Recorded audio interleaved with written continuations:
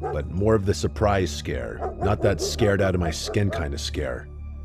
I made my way downstairs, and the entire time, the dog never stopped barking.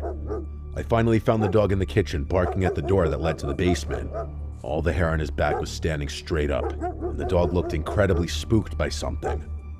I was calling his name and trying to calm him down, but he just wouldn't stop barking.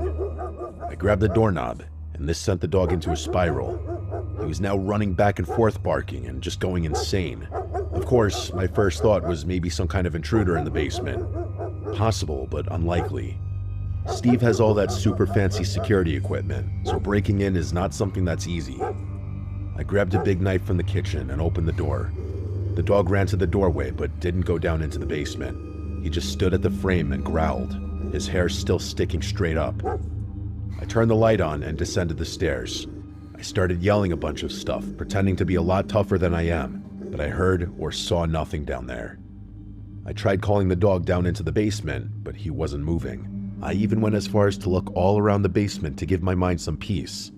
It's a finished basement, so I looked in closets, in every corner, behind furniture, and even in the bathroom that's down there. No intruder and no evil ghosts. The only thing I did notice was how unreasonably cold it was down there.